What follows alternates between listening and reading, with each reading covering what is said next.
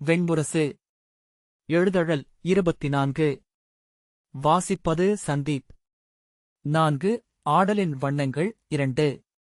கதவு ஓசையின்றி திறக்க யுதிஷ்டிரர் உள்ளே வந்து கால் தொட்டு வணங்குகிறேன் அன்னையே என்றார்.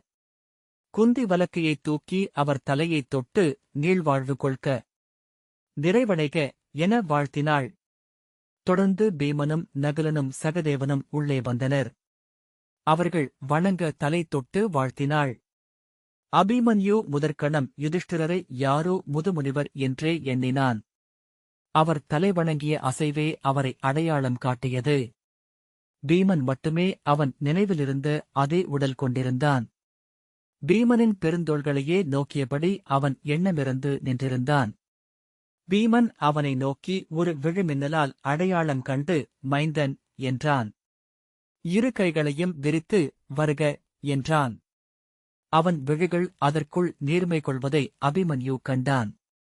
யுதிஷ்டிரர் திரும்பி அவனை நோக்கி, இளையவனின் மைந்தன் அல்லவா?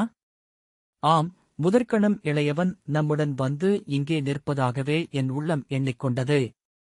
விந்தை! காலத்தை கணக்கும் எந்த வாய்ப்பையும் உள்ளம் விட்டுவிடுவதில்லை என்றார். அபிமன்யு அருகணைந்து யுதிஷ்டிரரை வணங்க அவன் தோள்களைப் பற்றி நெஞ்சோடு அணைத்துக் கொண்டு யுதிஷ்டிரர் பெருமூச்சு விட்டார். மைந்தர்களைப் பார்த்தே நெடுநாட்களாகின்றன. இங்கே அவர்களை வரச் சொல்லியிருக்கலாம் என்றார். அபிமன்யு பீமனை வணங்க அவன் அபிமன்யுவின் தோளை படீரென அறைந்து, சிறுவன் போலிருக்கிறாய். உண்பதே இல்லையா நீ என்றான். அணைத்துக் கொண்டு நகுலனிடம், அப்படியே இளையவன். அவன் மட்டும் இளமைக்கு தாவிவிட்டதைப் போல என்றான். சகதேவன் அவனிடம் இளைய யாதவர் இருப்பதை புன்னகையில் கண்டேன் என்றான். அபிமன்யு அவர்களை வணங்க நகுலன் அவன் கைகளைப் பற்றியபடி, முதலில் பார்க்கும் மைந்தன் நீ என்பதே இனிது. இன்று பிறந்தவன் போலிருக்கிறாய். அனைத்தும் முதற்கணம் முதல் தொடங்கவிருக்கின்றன என்பது போல என்றான். குந்தி எட்டி வாயிலை பார்த்தாள். பீமன் திர்பதி வந்தாள். கீழே ஏவலருக்கும் காவலருக்கும் சில ஆணைகளை அளித்துக் கொண்டிருக்கிறாள் என்றான். குந்தி உதடுகள் சுழிக்க, ஆணைகளுக்கு எந்தக் குறையுமில்லை என்றாள். யுதிஷ்டிரர் முகம் சுருங்கி, பிறிதென்ன குறை இங்கு என்றார்.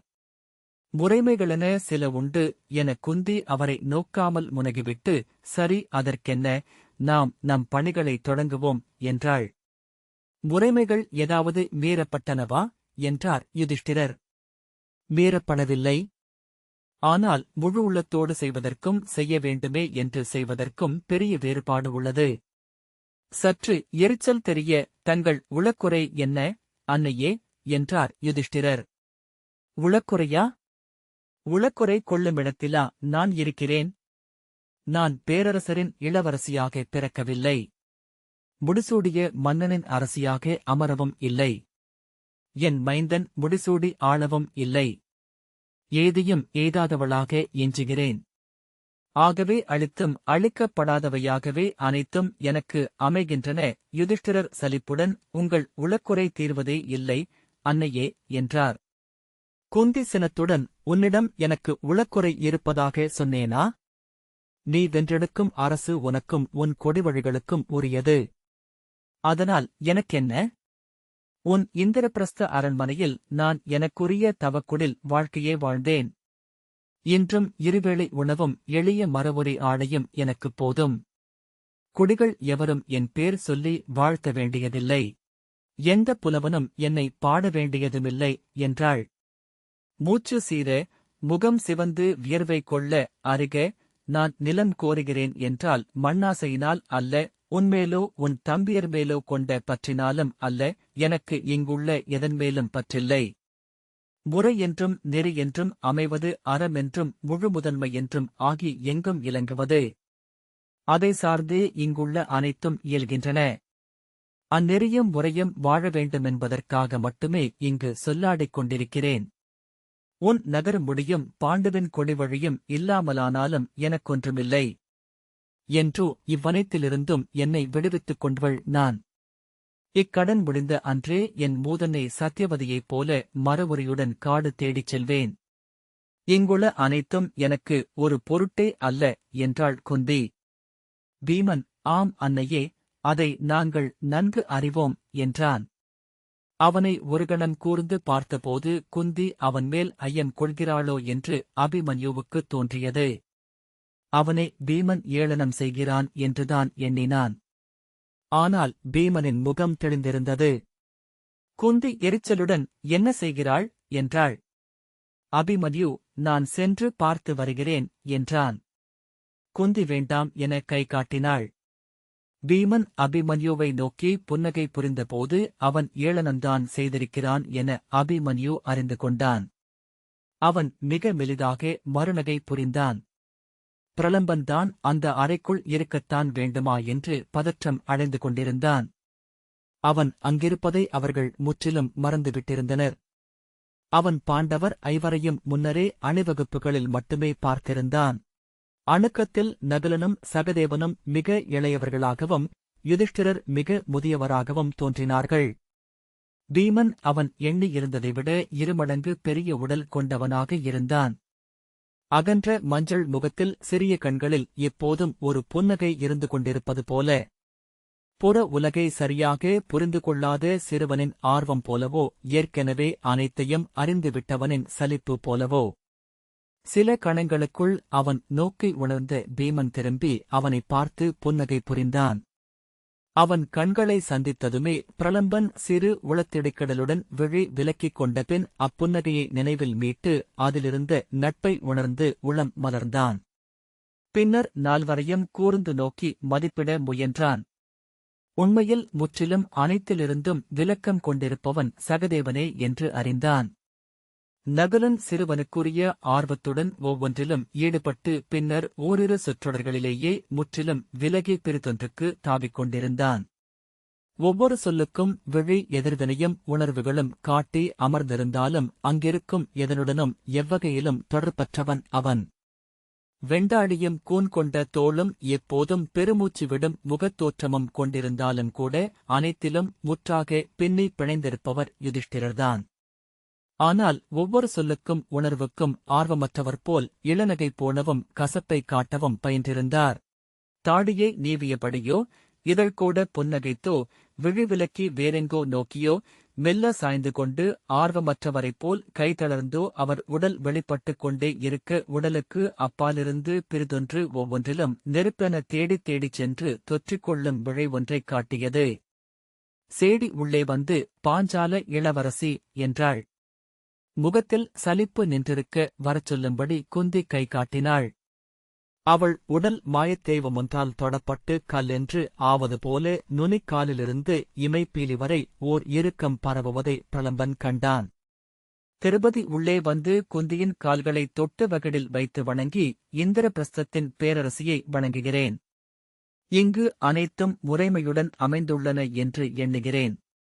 அவற்றை உசாவிவிட்டு உள்ளே வந்ததனால் சற்று பிந்தியது என்றாள். குந்தி இதழ்களில் சிறு கசப்பு புன்னகையுடன், நான் கைமை நோன்பு கொண்டவள். எனக்கு அரச முறைமைகளும் அரண்மனை இன்பங்களும் விலக்கப்பட்டுள்ளன. அவற்றில் என் உள்ளம் பதிவதுமில்லை என்றாள். திருபதி அவள் உள்ளத்தை உணர்ந்து கொண்டாள் என எந்த முக விழி மாறுதல்களும் இல்லாத போதே தெரிந்தது. ஆம், அதை நான் அறிவேன். ஆனால் முறைமை செய்வது எங்கள் கடமை என்றாள். அபிமன்யு திருப்பதியே கால் தொட்டு வணங்கி, வணங்குகிறேன் அன்னையே என்றான். திருப்பதி முகம் மலர்ந்து, ஆம், உன்னைத்தான் உள்ளே வரும்போதே பார்த்தேன். இந்த நாளின் உவகை எனக்கு தெய்வங்களின் கொடை என்றாள். அவன் தோள்களை அணைத்துக் கொண்டு, என்ன புண்கள் என்று கேட்டாள். போர். நான் பாணாசுரருடன் நிகர் நின்றேன். ஒரு நாழிகை நேரம். மெய்யாகவே என்றான் அபிமன்யு. ஆம், அறிந்தேன். சூதர்கள் பாடத் தொடங்கிவிட்டனர் என்றாள். அவன் தோள்முதல் மணிக்கட்டு வரை நீவி பெரியவனாகிவிட்டாய் என்றாள். செயற்கையான சினத்துடன் நாம் அரசுச் செய்திகளை உசாவக் கூடியுள்ளோம் என்றாள் குந்தி. திருபதி, நீ இன்றிரவு என் அகத்தளத்திற்கு வா. புலரி வரை நான் உன்னிடம் பேச வேண்டும் என்றாள். பீமனிடம் எத்தனையோ முறை இவன் என் கனவில் வந்திருக்கிறான். என் 5 மைந்தர் கூட அவ்வப்போதுதான் அகத்தில் தோன்றுவார்கள். இவனை விட்டு என் உள்ளம் பிரிந்ததே இல்லை என்றாள். பீமன் நகைத்து, மற்றவர்கள் எல்லாம் இன்னும் கொஞ்சம் அகவை முதிர்வை காட்டுவார்கள் என எண்ணுகிறேன் என்றான். அபிமன்யு, ஆம், உபபாண்டவரில் நான் மட்டும் சிறுவனாகவே எஞ்சிவிட்டேன் என்கிறார்கள். உண்மையில் மூத்தவர் பிரதிவிந்தியரிடம் பேசினால் யாரோ தொல்மூதாதையைப் போல் தோன்றுகிறார் என்றான். குந்தி, நாம் அவர்களை சந்திக்க ஒருங்கு செய்வோம். இப்போது பேச வேண்டியவை நிறைய உள்ளன என்றாள். அபிமன்யு, நான் வரும்போதே பார்த்தேன் பேரரசிக்காக செய்யப்பட்டுள்ள வரவேற்புகளை.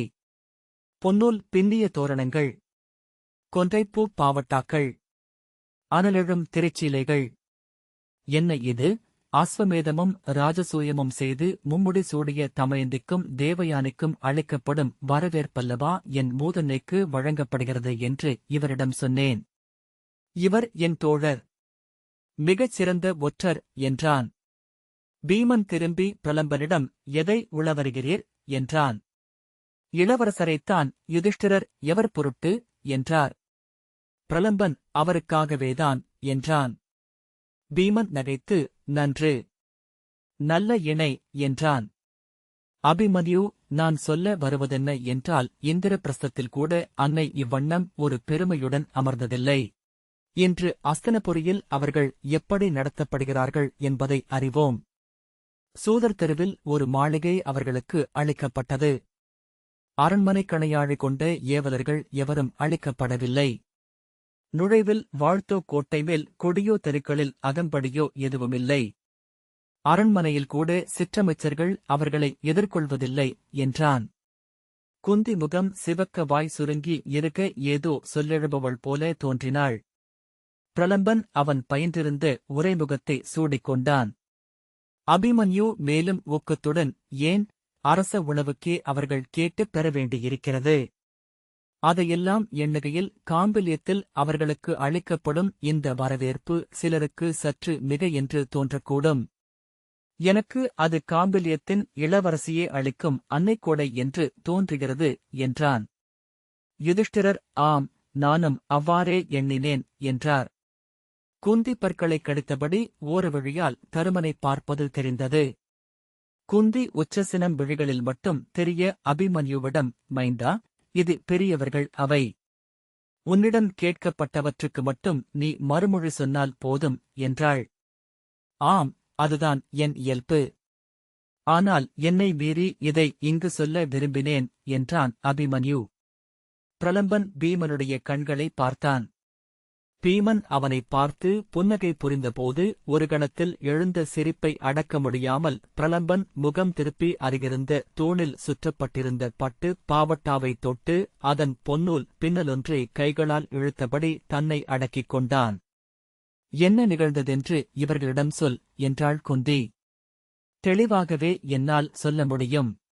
ஏனென்றால் நான் சொல்ல வேண்டியதை நான் வரும் வழியில் பலவாறாக புனைந்து கொண்டேன் என்றான் அபிமன்யு. புனைந்து கொண்டாயா என்றாள் குந்தி. ஆம் அன்னையே, இவை அனைத்துமே புனைவுதானே என்றான் அபிமன்யு. நான் புனைந்ததை விட சிறப்பாக வழியில் ஒரு சூதன் பாடினான். ஆகவே அதில் சில பகுதிகளையும் இணைத்துக் கொண்டேன். குந்தி, விளையாடுகிறாயா? அறிவிலி, இது அரசவை என்றாள். அந்தச் சூதனையே அழைத்து வந்திருக்கலாமோ என்று அபிமன்யு பிரலம்பனிடம் கேட்டான். பிரலம்பன் தலையசைத்தான். திருப்பதியின் விழிகளிலும் நகைப்பின் ஒளியை அவன் கண்டான். மெய்யாகவே இவனை எப்படி எடுத்துக்கொள்வது என்று எனக்கு புரியவில்லை என்றாள் குந்தி. அவன் சொல்வதை சொல்லட்டும், நாம் புரிந்து கொள்வோம் என்று திருப்பதி சொன்னாள். அபிமன்யு, ஒன்று மட்டும் நான் கேட்க விரும்புகிறேன். நான் கதை சொல்லும்போது நடுவில் எந்தை உள்ளே வந்துவிட மாட்டாரல்லவா என்றான். ஏன், வந்தாலென்ன என்றாள் குந்தி. அபிமன்யு, கதை அப்படியே அருந்து நின்றுவிடும். நான் இந்தச் சாளரம் வழியாக வெளியே செல்ல வேண்டியிருக்கும் என்றான். யுதிஷ்டிரர், அவன் வரவில்லை. இங்கு வந்ததுமே திருஷ்டத்யும்னனுடன் இணைந்து காட்டுக்கு வேட்டைக்கு சென்றிருக்கிறான் என்றார். அது நன்று என்று அபிமன்யு சொன்னான். வேட்டையே அவருக்கு இயல்பானது. நகருக்குள் வேட்டையாடிய காலம் முடிந்துவிட்டிருக்கும் என்று எண்ணுகிறேன். திருபதி நகைத்தபடி, அதை அவர் இன்னும் முடிவு செய்யவில்லை, மைந்தா, என்றாள். நாம் என்ன பேசிக் கொண்டிருக்கிறோம்? நான் உன்னிடம் என்ன சொன்னேன், அதை சொல், என்றாள் குந்தி. அதை சொல்வதற்குள்தான் வேறு திசை திரும்பல்கள் என்று சொன்ன அபிமன்யு, நான் நம் குலமூதாதை பாணாசுரரைச் சென்று வணங்கினேன் என்று தொடங்கினான். நம் குலமூதாதையா என்று குந்தி கேட்க, அவன் சொல்வது சரிதான். சொல்க, என்றார் யுதிஷ்டிரர். போர் முகப்பில் கருமுகில்களை கிழித்து எழும் காலை கதிரவனென இளைய யாதவர் தோன்றினார் என அபிமன்யு சொல்லி முடித்தான். அக்கணமே போர் முடிவுக்கு வந்துவிட்டது. அதன்பின் அதை உரிய முறையில் நிறைவுறச் செய்வது மட்டுமே அங்கு நிகழ்ந்தது. பாணாசுரரின் வலக்கை வெட்டுண்டு விழுந்தது. அவர் வீழ்ந்ததை முரசுகள் அறிவிக்கத் தொடங்கியதுமே அசுரர்கள் சிதறி ஓடத் தொடங்கினர். நமது படைகள் அவர்களை துரத்திச் சென்றன. பாணாசுரரை களத்திலிருந்து அகற்றி அருகிருந்த சிறுங்கபிந்துவுக்கு கொண்டு சென்று அவரது கையைக் கட்டி காயங்களை குதிரைவால் முடியால் தைத்து சீரமைத்தனர். வெட்டுண்ட கையில் அத்தனை குருதிக் குழாய்களும் சீராக வெட்டப்பட்டிருப்பதை கண்டேன். தளிர்வாழைக்கன்றை சரித்து வெட்டுவது போல அத்தனை நுட்பமாக. உண்மையில் குந்தி இடைமறித்து, அதை விடு, என்ன நிகழ்ந்ததென்று சொல், என்றாள். அதன் பிறகு சோனிதபுரிக்குள் யாதவப் படைகள் பெருகி நிறைந்தன. பாணாசுரரை சோனிதபுரியின் மருத்துவ நிலைக்கு கொண்டு சென்றார்கள். அசுரப் படைத்தலைவர்கள் அடிபணிந்தனர். வேளக்காரரும் ஏவல் நிறையினரும் படைக்கலம் வைத்தனர். சோனிதபுரியின் அரண்மனைக்குள் நுழைந்த இளைய யாதவர் அமைச்சரும் ஆயமும் கூடிய அரசவைக்குள் புகுந்தார். அவர்கள் எழுந்து கோல் தாழ்த்தி அமைதியாக நின்றனர். ஆனால் பாணாசுரரின் அரியணையில் அமர்வதை தவிர்த்துவிட்டார். வருகையரசர்களுக்குரிய பீடத்தில் அமர்ந்தார்.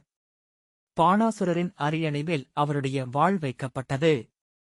அந்நகரை வென்றிருப்பதாக அறிவித்த மாதலர் அத்தனை அசுரப்படைகளுக்கும் முழு விடுதலையை அறிவித்தார். நகரில் கைப்பற்றப்பட்ட செல்வங்கள் அனைத்தும் அசுரர்களுக்கு திருப்பியளிக்கப்படும் என்றும் அசுரரின் அரியணையும் கருவூலமும் அவர்களுக்கு மட்டுமே உரியவை என்றும் அறிவித்தார், என்றான். ஏன்? வென்றவர் அரியணை கொள்வதும் கருவூலம் கவர்வதும்தானே அரசமுறை என்று குந்தி கேட்டாள். நான் அதை அவரிடம் கேட்டேன். பாணாசுரர் இன்னும் தோற்கவில்லை, நான் முழுமையாக வெல்லவும் இல்லை என மாதலர் மறுமொழி சொன்னார். அவர் நானே. வேறென்று எழுந்த அவரது கையை மட்டுமே துடித்திருக்கிறேன். இப்போது நாங்கள் நெஞ்சுபட தழுவிக்கொள்ள முடியும்.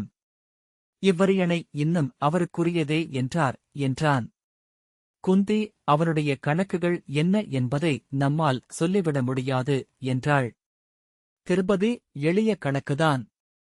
நாளை அவர் பெயர்மைந்தனின் அரியணை அது, என்றாள். அல்ல, என்று அபிமன்யு சொன்னான். நாம் நகர்வென்று அமைந்த 7ஆம் நாள் சோனிதபுரியில் கூடிய சகசிரஹஸ்தம் என்னும் குடிப்பேரவைக்கு அங்குள்ள 1000 குடித்தலைவர்களுக்கும் அழைப்பு கொடுக்கப்பட்டது. குலமுறைப்படி வெல்லப்பட்டவர்கள் தலையணி சூடலாகாது. ஆனால் அவைக்கு வருபவர்கள் அனைவரும் தலையணி சூடியிருக்க வேண்டும் என அறிவிக்கப்பட்டது அவர்களை குழப்பியது. ஒருவருக்கொருவர் நோக்கியபடி அணுக்கர் தலையணியை கையில் கொண்டு பின்னால் வர தயங்கியபடி வந்து அவை முன் நின்ற குடித்தலைவர்கள் அவர்களில் ஒருவர் தலையணி சூடியதைக் கண்ட பின்னரே தாங்களும் அணிந்தனர். அவர்கள் முன் இளைய யாதவர் மணிமுடி சூடி தோன்றியதும் தயக்கத்துடன் ஏற்பொலி எழுப்பினர். அநிருத்தரோ அவர் மணந்த உஷையின் வயிற்றிலெழுந்து மைந்தரோ அசுரரை ஆழ்வார்கள் என்றால் அசுர கொடிகளில் பாதிப்பங்கினர் நகர் நீங்கி காடெகுவர் என்று நகரில் பேசப்பட்டதை நான் அறிந்திருந்தேன். அவையில் அதைப் பற்றி மாதுலர் அறிவிப்பார் என எண்ணியிருந்தேன். அவர் அவர்களிடம் அசுர குலத்து இளவரசி உஷையை தன் பெயர்மைந்தன் அநிருத்தன் அங்கிருந்து அழைத்துச் செல்லவிருப்பதாக சொன்னார். அவள் துவாரகையின் வருங்காலத்து பேரரசியாவாள் என்றும் அவள் வயிற்றில் பிறக்கும் மைந்தன் யாதவ பெருநிலத்தை முடிசூடி ஆழ்வான் என்றும் அறிவித்தார். அசுர குடித்தலைவர்கள் திகைத்து அமர்ந்திருந்தனர். பாணாசுரர் முடியொழியவில்லை என்றும் முடிவழியை அவரே அமைக்கட்டும் என்றும் மாதுலர் சொன்னார். எவரோ வாழ்த்தொலி எழுப்பினர். அது பற்றிப் பரவில்லை. சோனிதபுரி துவாரகையின் நட்பு நாடென இலங்க வேண்டுமென்ற கோரிக்கை மட்டுமே என்னிடம் உள்ளது. அதை பாணாசுரரிடமும் அவரது 1000 குடிகளிடமும் மன்றாட்டாக முன்வைக்கிறேன் என அவர் சொன்னபோது குலத்தலைவர் ஒருவர் எழுந்து, இளைய யாதவரே, அப்படியென்றால் உங்கள் வேதம் எங்கள் வேதத்தை ஏற்கிறதா என்றார். இளைய யாதவர், உங்கள் அசுர வேதம் கானகத்து மரங்களை கடைபுழக்கி வரும் மதவேழம். நான் கொண்டுள்ள நாராயண வேதம் அதன்மேல் வைக்கப்படும் அம்பாரி மட்டுமே என்றார். அவையிலிருந்து அங்கிங்கென பேச்சொலிகள் எழுந்தன. அம்பாரி சூடும் யானை கட்டுப்படுத்தப்பட்டது. தன் ஆற்றலுடன் எல்லைகளையும் அறிந்தது என்றார் இளைய யாதவர். அவர்களில் மூத்தவர்கள் அவர் சொல்வதென்ன என்பதை புரிந்து கொண்டனர். எவரோ ஒருவர் மெல்லிய குரலில், ஆம், இம்முறை விழைவும் ஆணவமும் போல மண்ணில் எந்த எல்லையும் முடிவிலாது விரிய இயலாது என்று கண்டு கொண்டோம் என்றார். பிறிதொருவர், அம்பாரி சூடிய யானையே அணிகொள்ளும் என்றார். அவையில் இருந்து அங்கிங்காக வாழ்த்தொலிகள் எழுந்தன. இளைய யாதவர் கைகூப்பி விடைகொள்வதாக அறிவித்து பீடம் விட்டு எழுந்தார். அவரது அகல்கையை நிமித்திகன் கூவ மங்கல இசை எழ அவர் நடந்து அவை நீங்கினார். அவர் அவையிலிருந்து வெளியேறிய அக்கணம் வெடித்தெழுந்தது போல அவை முழங்கத் தொடங்கியது. சோனிதபுரியின் அவை நிறைந்திருந்த மாபெரும் அடிமரத்தூண்கள் யாழ் நரம்புகள் போல் அதிரத் தொடங்கின. அத்தகைய வாழ்த்தை நான் யாதவபுரியிலும் இந்திரபிரஸ்தத்திலும் கேட்டதில்லை என்று அபிமன்யு சொன்னான். வீமன் வென்றெழுந்துவிட்டார், முழுமையாகவே கடந்து வந்துவிட்டார் என்றான். அபிமன்யு தொடர்ந்தான். அன்று மாலை மருத்துவ நிலையில் படுத்திருந்த பாணாசுரரை அவர் சென்று பார்த்தபோது நான் உடனிருந்தேன். அரசரை வணங்கும் வருகை வேந்தருக்கு உரிய முறையில் முகமனுரைத்து தலைவணங்கினார். மாதுளர் நுழைந்த கணம் முதல் விழிகளை அவர்மேல் பதித்திருந்த பாணாசுரர் மெல்லிய குரலில் மறுமுகமன் சொன்னார். அவர் முகம் திகைத்தது போல இருந்தது. அதை கலைக்கும் பொருட்டு நான் விளையாட்டாக இத்தோல்விக்காக வருந்துகிறீர்களா என்று கேட்டேன். என்ன என்று கேட்ட பாணாசுரர் முகம் மலர மீசையை நீவியபடி நகைத்து, பிறிதவரிடமும் தோற்கவில்லை என்று பெருமிதம் கொள்கிறேன் என்றார். மாதுளர் அவர் மஞ்சத்தருகே அமர்ந்து, என்றும் என் தோள்தோழர்களில் ஒருவராக தாங்கள் அமைய வேண்டுமென்று விரும்புகிறேன் பாணாசுரரே என்றார். பாணாசுரர் இடக்கையை ஊன்றி எழுந்து அக்கையால் இளைய யாதவரின் தோள்களைத் தொட்டு அணைத்துக் கொண்டு பேறு பெற்றேன் என்றார். நாளை மறுநாள் யாதவப் படைகள் முழுமையாகவே ஆசுரத்தில் இருந்து விலகிச் செல்லும் என்றும் அந்நிலத்தில் இருந்து எடுத்துக்கொண்ட கூழாங்கல்லை கூட விட்டுவிட்டே அவை எல்லை கடக்கும் என்றும் இளைய யாதவர் சொன்னார் என்றான் அபிமன்யு. குந்தி புன்னகையுடன், பாணாசுரன் நெகிழ்ந்து கண்ணீர் விட்டிருப்பானே என்றாள். அபிமன்யு, அல்ல, அவர் முகம் சிறுமை கொண்டது போலிருந்தது. தாளா வலியில் என உடல் மெல்ல மெய்ப்பு கொண்டது என்றான். பீமன், அதுவே நிகழும் என்றான். என் வேதம் என்னையும் நான் அதையும் விடப்போவதில்லை யாதவரே என்றார் பாணாசுரர் என அபிமன்யு சொன்னான். நம் ஊழ்நெறிகள் இணையப் போவதில்லை. மீண்டும் நாம் களம் காணக்கூடும் என்று அவர் சொன்னபோது இளைய யாதவர் விந்தையானதோர் நோக்கை அவர் மேல் பதித்து அமர்ந்திருந்தார். பாணாசுரர் திகைப்புடன் என்னை நோக்கினார். தங்கள் முகம் நான் நன்கறிந்தது. எங்கோ, எப்பிறப்பிலோ என பாணாசுரர் மாதுளரிடம் சொன்னார். முதற்கணம் உங்களைக் கண்டபோதே உளம் திகைத்துவிட்டேன். அக்கணத்தில் உங்கள் படையாழியால் வெல்லப்பட்டேன் என்றார். இளைய யாதவர் புன்னகை செய்தார். யுதிஷ்டிரர் அவரைக் கண்ட முதற்கணமே அம்முகத்தை முன்னரே கண்டிருப்பதாக பலர் சொல்லியிருக்கிறார்கள். முனிவர், கவிஞர், சிறு குழந்தைகள், பித்தர் என்றார். அபிமன்யு, ஆனால் அதற்கு மறுநாள் யாதவப் படைகள் கிளம்பிய போது பாணாசுரர் முடிசூடி கோல் கைக்கொண்டு அரியணையில் அமர்ந்து அரச முறைப்படி விடை கொடுத்தார் என்றான். உஷியை தன் கையால் நீரொழுக்கு செய்து அனிருத்தருக்கு கையளித்தார். கோட்டை வாயில் வரை வந்து வழிமொழி சொல்லி விடை கொள்கையில் தன் செங்கோலை மாதுளரின் கால்களை நோக்கித் தழைத்து முடிகொண்ட தலை தாழ்த்தி வணங்கி, இப்படைக்கலமும் மணிமுடியும் என் குடிப்பெருக்கும் உங்களுக்குரியவை அரசே. என் வேதம் உங்கள் சொல்லில் நிறைவு கொள்கிறது என்றார். குந்தி, வாழ்த்தாழ்த்தி வேதத்தை கையளித்தானா என்றாள். ஆம், அதை இயல்பான புன்னகையுடன் மாதுளர் ஏற்றுக்கொண்டார். அறையில் மெல்லிய மூச்சொலிகள் மட்டும் கேட்டன. திருபதி மைந்தா, அவர் அவ்வாறு பணிந்தது எதனால் என நினைக்கிறாய் என்றாள். அன்று மருத்துவ நிலையில் பேசிக் கொண்ட பின் இரவில் இளைய யாதவர் தனியாக மீண்டும் பாணாசுரரை பார்க்க வந்தார். என்னுடன் எழுக என்றார். எங்கே என்று அவர் கேட்டார். வருக என யாதவர் கை நீட்டிய போது இடக்கையை பாணாசுரரும் நீட்டினார். கைப்பற்றி எழுப்பி வெளியே அழைத்துச் சென்றார். புறவியில் ஏறிக்கொண்டு இருவரும் நகர் விட்டுச் சென்றனர். இருளில் காட்டுப் பாதையில் விரைந்து அசுரர்களின் மூதாதையர் வாழும் குகைக்குச் சென்றனர். அக்குகை வாயிலில் பாணாசுரர் திகைத்து நின்றுவிட்டார். இவ்விடம் எப்படி உங்களுக்கு தெரியும் என்று கேட்டார். நான் வந்த இடம்தான் இது என்றபடி இளைய யாதவர் சுழ்ந்து ஒன்றை பற்ற வைத்துக் கொண்டார். வருக என்று கைகாட்டி அழைத்தபடி அவர் குகைக்குள் சென்றார். அச்சமும் ஆவலுமாக பாணாசுரர் பின்னால் சென்றார். குகைக்குள் பந்தத்தின் செவ்வொளி படர்ந்தது. அசுர மூதாதையரின் ஓவியங்கள் குகைச்சுவர்களில் எழுந்தன. அவர்களின் விழிச்சொற்களையும் விரிநகைகளையும் நோக்கியபடி கனவிலென நடந்த பாணாசுரர் ஒரு முகத்தைக் கண்டு திகைத்து நின்றுவிட்டார். அது கையில் பந்தத்துடன் தன் முன் நின்றிருந்த அதே முகம் என்று கண்டார் என்றான் அபிமன்யு. மீண்டும் அறைக்குள் அமைதி நிலவியது. பிரலம்பன் உள்ள எழுச்சியுடன் பெருமூச்சு விட்டான். அவ்வொலி கேட்டு இயல்பாக திரும்பி நோக்கிய பீமன், இதைத்தான் சூதர் சொன்னாரா என்றான். ஆம், எப்படி தெரியும் என்றான் அபிமன்யு. பீமன் புன்னகைத்தான். திருபதி, ஆனால் சூதர் நாவில் தெய்வங்களே சொல்வடிவு கொள்கின்றன என்றாள். பீமன், கிருதயுகம் முதல் தொடர்ந்து வரும் போர் இது. வருணனில் தொடங்கியது, இந்திரனில் விசை கொண்டது, இரணியனிலும் மாபலியிலும் முனை கொண்டது, இன்று முடித்து வைக்கப்பட்டுள்ளது. இத்தருணம் என்றும் வாழ்க என்றான். இந்த வாசிப்பை கேட்டதற்கு நன்றி.